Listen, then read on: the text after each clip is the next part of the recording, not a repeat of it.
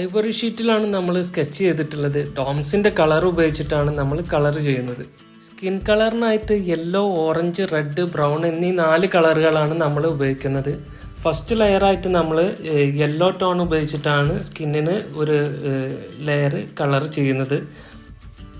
Colour ചെയ്യുമ്പോൾ ഓരോ ലെയറും നമ്മൾ ലൈറ്റായിട്ട് തന്നെ ചെയ്തെടുക്കുക. ഇപ്പം നമ്മൾ യെല്ലോ ടോണിൻ്റെ മുകളിൽ ഈ റെഡ് ഉപയോഗിച്ചിട്ടാണ് നമ്മൾ ചെയ്തുകൊണ്ടിരിക്കുന്നത്. അപ്പോൾ ഈ റെഡ് ഉപയോഗിച്ച് ചെയ്യുമ്പോഴും വളരെ ലൈറ്റായിട്ട് തന്നെ എവിടേക്കാണോ ഷെയ്ഡ് ഉള്ളത് അവിടെയാണ് നമ്മൾ ആ ചെയ്തുകൊണ്ടിരിക്കുന്നത്.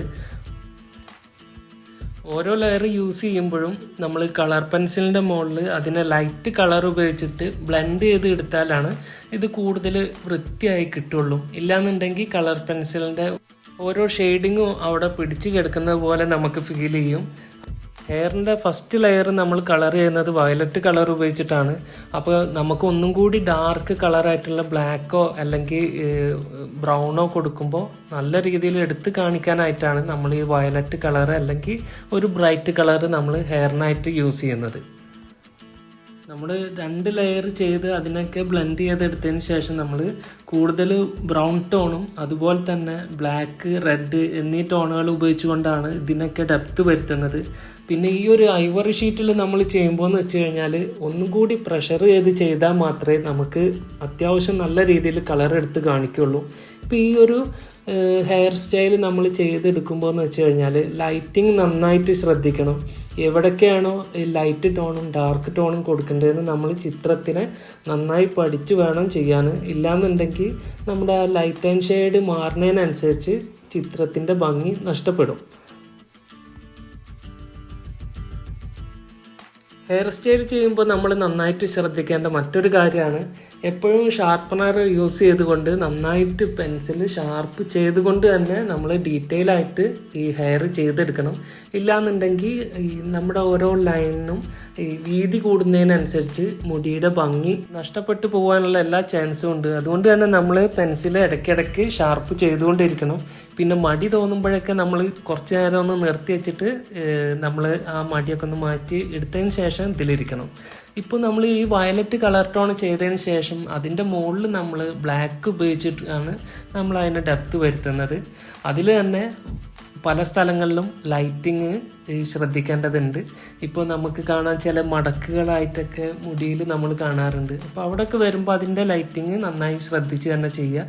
ഇപ്പോൾ നമ്മൾ മുന്നേ പറഞ്ഞ കാര്യങ്ങൾ തന്നെയാണ് ഇപ്പോൾ ഈ ഒരു ചിത്രത്തിലെ സ്കിൻ ടോൺ ചെയ്യുമ്പോഴും നമ്മൾ ആദ്യം ലൈറ്റായിട്ടുള്ള ഈ യെല്ലോ ടോൺ കൊടുത്തതിന് ശേഷം അതിൽ പിങ്ക് ടോണും അതുപോലെ തന്നെ ഈ ബ്രൗണ് ഇങ്ങനെയുള്ള ടോണുകൾ യൂസ് ചെയ്തുകൊണ്ടാണ് നമ്മൾ സ്കിൻ ടോൺ ചെയ്യുന്നത്. പക്ഷേ ഇങ്ങനെയുള്ള ഈ ഒരു ചിത്രം വരയ്ക്കാനായിട്ട് ഞാൻ ഏകദേശം എടുത്തിട്ടുള്ളത് 6 മണിക്കൂറിലധികം എടുത്തിട്ടുള്ള ഒരു ചിത്രമാണ് ഞാൻ ട്രിം ചെയ്ത് പരമാവധി 12 മിനിറ്റാക്കി ചുരുക്കിയിട്ടുള്ളത്. അപ്പോൾ നമ്മൾ ഒരുപാട് നേരം ഇരുന്ന് വർക്ക് ചെയ്യേണ്ട ഒരു സംഭവമാണ് ഈ കളർ പെൻസിൽ എന്ന് പറഞ്ഞിട്ടുള്ള ടൂള്. അപ്പോൾ അതുകൊണ്ട് പലർക്കും മടി വരാം. അതുകൊണ്ടാണ് ഞാൻ നിങ്ങളോട് പറയുന്നത്.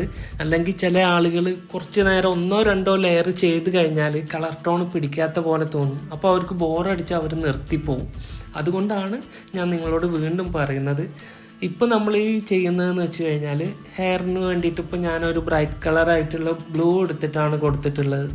ഈ ഒരു പോർട്രേറ്റിലെ താടിയിലും പുരുകത്തിലൊക്കെ നമ്മൾ ബ്ലൂ കളർ യൂസ് ചെയ്ത് ഫസ്റ്റ് ലെയർ ചെയ്തതിന് ശേഷം ബ്രൗൺ കളർ യൂസ് ചെയ്തുകൊണ്ടാണ് നമ്മൾ അടുത്ത കളറ് ചെയ്യുന്നത്. പിന്നെ അതിന് ശേഷമാണ് നമ്മൾ ഡെപ്ത് വരുത്താനായിട്ട് ബ്ലാക്ക് കളർ യൂസ് ചെയ്യുന്നത്.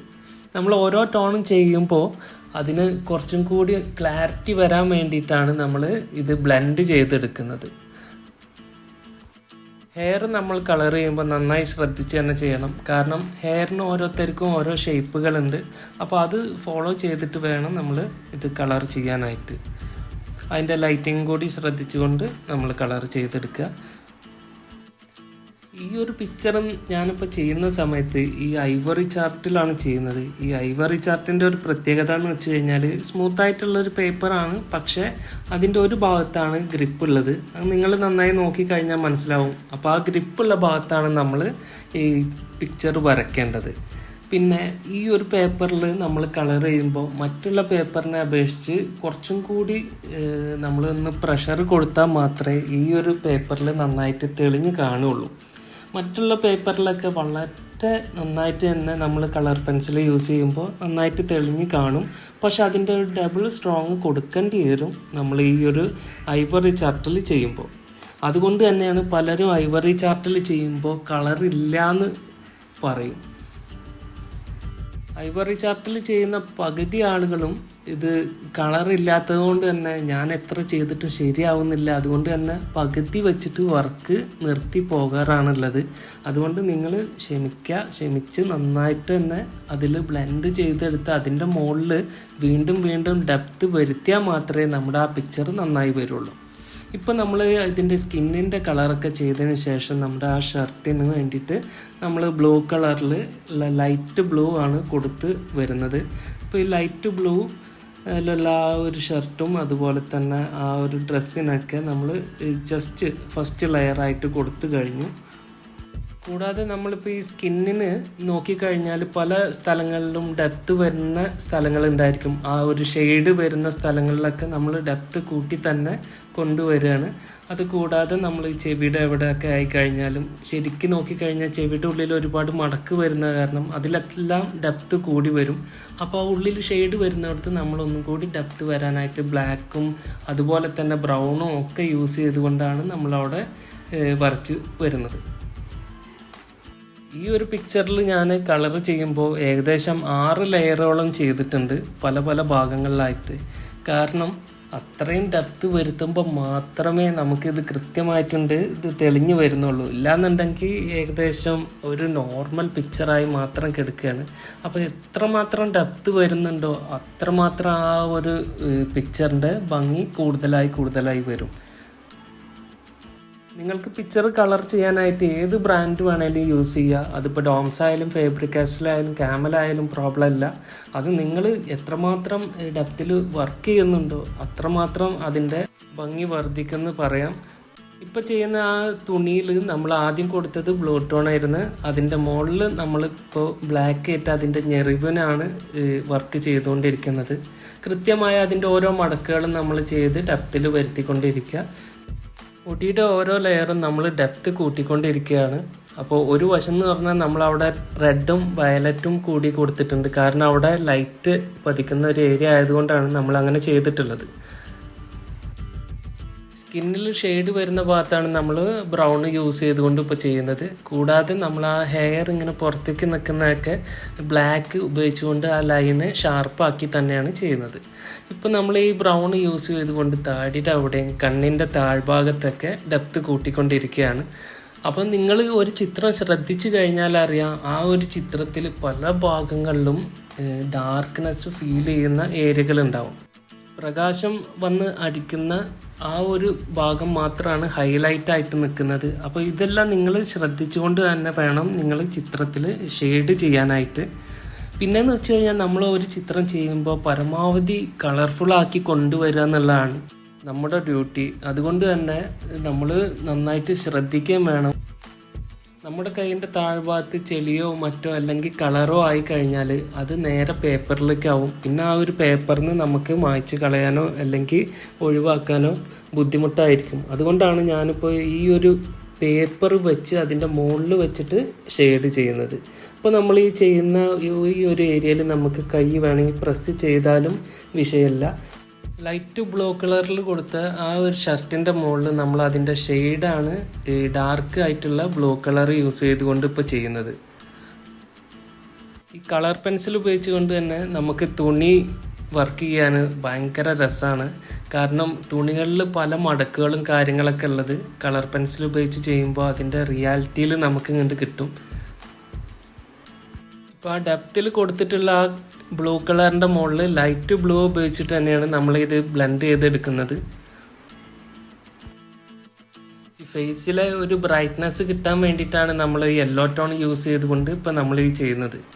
കൂടാതെ തന്നെ നമ്മൾ മുന്നേ ബ്ലാക്ക് കളർ യൂസ് ചെയ്തിട്ടുണ്ടായിരുന്നു ആ ഒരു തുണിക്ക് വേണ്ടിയിട്ട്. അതിൻ്റെ മുകളിൽ നമ്മൾ ഒന്നും കൂടി ബ്ലാക്ക് യൂസ് ചെയ്ത് അതിൻ്റെ മുകളിൽ നമ്മൾ ബ്ലൂ ഉപയോഗിച്ചുകൊണ്ട് അത് ബ്ലെൻഡ് ചെയ്തെടുത്ത് വീണ്ടും നമ്മൾ ആ ഒരു സാരിയുടെ മുകളിലുള്ള വർക്കാണ് ഇപ്പോൾ ചെയ്തുകൊണ്ടിരിക്കുന്നത്.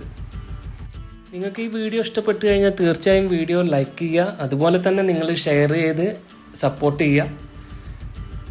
അപ്പോൾ ഈ ഒരു പിക്ചറിൽ ഇപ്പോൾ നമ്മൾ പരമാവധി ഈ ബ്ലൂ കളറിൽ തന്നെയാണ് ഈ ക്ലോത്ത് നമ്മൾ ചെയ്തിട്ടുള്ളത്. അതുകൊണ്ട് 2 or 3 ടൈപ്പിലുള്ള ബ്ലൂ കളർ നമുക്ക് യൂസ് ചെയ്യാം.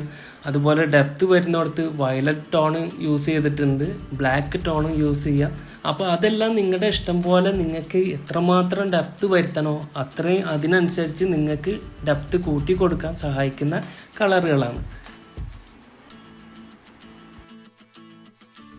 നമ്മുടെ ഷർട്ടൊക്കെ നോക്കിയാൽ അറിയാം, അതിൻ്റെ ഈ ചുളിവുകളും മടക്കുകളൊക്കെ അതിൻ്റെ ജോയിൻറ്റ് വരുന്ന ഭാഗങ്ങളിൽ കൂടുതലായിരിക്കും. അപ്പോൾ അങ്ങനെയുള്ള ഭാഗങ്ങളാണ് നമ്മളിപ്പോൾ ഈ ചെയ്തുകൊണ്ടിരിക്കുന്നത്. അവിടെയൊക്കെ തന്നെയെന്ന് വെച്ച് കഴിഞ്ഞാൽ കൂടുതലും ഡെപ്തുള്ള കളറുകൾ യൂസ് ചെയ്തുകൊണ്ട് തന്നെയാണ് നമ്മളിവിടെ ചെയ്യുന്നത്. അപ്പോൾ കൂടുതലായിട്ട് ഞെറിവ് വരുന്നിടത്താണ് നമ്മൾ ബ്ലാക്ക് കളർ യൂസ് ചെയ്തിട്ടുള്ളത്. അപ്പോൾ നിങ്ങളത് മനസ്സിലാക്കുക, ഏതൊരു ഡ്രസ്സിൻ്റെ കളർ വരുമ്പോഴും പരമാവധി ഏത് കളറിലുള്ള ഡ്രസ്സാണോ അതിൻ്റെ ഡെപ്ത് കൂടിയ കളറുകൾ യൂസ് ചെയ്ത് അതിൻ്റെ അവസാനം നമ്മൾ ഈ ഡാർക്ക് കളറായിട്ടുള്ള ബ്ലാക്കോ മറ്റോ യൂസ് ചെയ്ത് അതിൻ്റെ ഡെപ്ത് കൂട്ടി റിയാലിറ്റിയിലേക്ക് എത്തിക്കാനായിട്ട് സാധിക്കും. ഇപ്പോൾ നമ്മൾ ചെയ്യുന്നത് സാരിയിലെ വർക്കുകളൊക്കെയാണ്. അപ്പോൾ കൂടുതൽ നേരം ഞാൻ നിങ്ങളെ ബോറടിപ്പിക്കാനായിട്ട് നമ്മുടെ ഈ ഒരു വീഡിയോ നീട്ടിക്കൊണ്ടിട്ടില്ല. പരമാവധി ചുരുക്കിയിട്ടാണ് ഈ വീഡിയോ ഞാൻ ചെയ്തിട്ടുള്ളത്. ഇതൊരു കമ്മീഷൻ വർക്കായിരുന്നു. അപ്പോൾ അതിനു വേണ്ടി ഏകദേശം ഒരു 7 മണിക്കൂർ എന്തായാലും ഞാൻ ചിലവഴിച്ചിട്ടുണ്ട്. അപ്പോൾ നമ്മൾ ചിലപ്പോൾ ഒരു അരമണിക്കൂർ 1 മണിക്കൂർ ചെയ്യും, പിന്നെ അതിൻ്റെ ഇടയിൽ കുറച്ച് നേരമൊക്കെ ഒന്ന് റെസ്റ്റ് എടുക്കും, പിന്നെ വീണ്ടും ചെയ്യും. അങ്ങനെ ആയിട്ട് കുറേ പാട്ടുകളൊക്കെ കേട്ടുകൊണ്ടാണ് നമ്മളിപ്പോൾ ഈ ഒരു വർക്ക് ചെയ്തിട്ടുള്ളത്. കണ്ടിന്യൂസ് ആയിട്ട് ചിലപ്പോൾ ഇതിലിരിക്കാൻ പറ്റിയെന്ന് വരില്ല, എന്നാലും നിങ്ങൾക്ക് പറ്റുന്ന പോലെ നിങ്ങൾ ശ്രമിക്കുക. നിങ്ങൾ വർക്ക് ചെയ്യുമ്പോൾ എന്തെങ്കിലും ബുദ്ധിമുട്ടുണ്ടെങ്കിൽ നിങ്ങൾക്കത് മെസ്സേജിലൂടെ രേഖപ്പെടുത്താവുന്നതാണ്. അപ്പോൾ അതിനുള്ള ആൻസർ ഞാൻ നിങ്ങൾക്ക് തരുന്നതായിരിക്കും. എന്ത് ബുദ്ധിമുട്ടുണ്ടെങ്കിലും എന്ത് സംശയം ഉണ്ടെങ്കിലും നിങ്ങൾക്ക് വീഡിയോയിലൂടെ കമൻ്റായിട്ട് നിങ്ങൾക്ക് ചോദിക്കാം. ഏകദേശം നമ്മുടെ ചിത്രം ഇപ്പോൾ പൂർത്തിയായിക്കൊണ്ടിരിക്കുകയാണ്. അപ്പോൾ പരമാവധി ഇനി ഡെപ്ത് കൂടിയ ഭാഗങ്ങൾ മാത്രമാണ് ഇപ്പോൾ നമ്മളിപ്പോൾ ഈ ചെയ്തുകൊണ്ടിരിക്കുന്നത്. ചിത്രത്തിൻ്റെ ബാക്ക്ഗ്രൗണ്ടിലൊന്നും നമ്മൾ വർക്ക് ചെയ്യാനായിട്ട് നിന്നിട്ടില്ല. വേണമെങ്കിൽ നമുക്ക് 1 or 2 കളർ ടോൺ യൂസ് ചെയ്തുകൊണ്ട് അതിൻ്റെ ബാക്ക്ഗ്രൗണ്ടിന് കൊടുക്കാം. പക്ഷേ ഞാനിവിടെ ഒന്നും കൊടുക്കാനില്ല. വൈറ്റ് ബാക്ക്ഗ്രൗണ്ടിൽ തന്നെ നമുക്കത് നന്നായിട്ട് എടുത്ത് കാണിക്കുന്നുള്ളതുകൊണ്ടാണ് നമ്മൾ ബാക്ക്ഗ്രൗണ്ടായിട്ട് പിന്നെ വേറെ കളറൊന്നും യൂസ് ചെയ്യാത്തത്. ഇപ്പോൾ ഈ കാണുന്ന ഈ ഒരു ഷർട്ടിൻ്റെ കളറിൽ നമ്മൾ എന്താ ചെയ്യുന്നതെന്ന് വെച്ച് കഴിഞ്ഞാൽ പരമാവധി ലൈറ്റ് ബ്ലൂ കളർ യൂസ് ചെയ്തുകൊണ്ട് അതിനെ ബ്ലെൻഡ് ചെയ്തെടുക്കുന്ന ആ ഒരു മെത്തേഡാണ് നിങ്ങൾക്ക് ഞാൻ കാണിച്ചു തരുന്നത്. അതുകൊണ്ട് തന്നെ നിങ്ങൾ പരമാവധി പ്രാക്ടീസ് ചെയ്യാന്നുള്ളതാണ്. നമ്മുടെ ചിത്രം ഫ്രെയിം ചെയ്തതിന് ശേഷമുള്ള കാഴ്ചയാണിത്.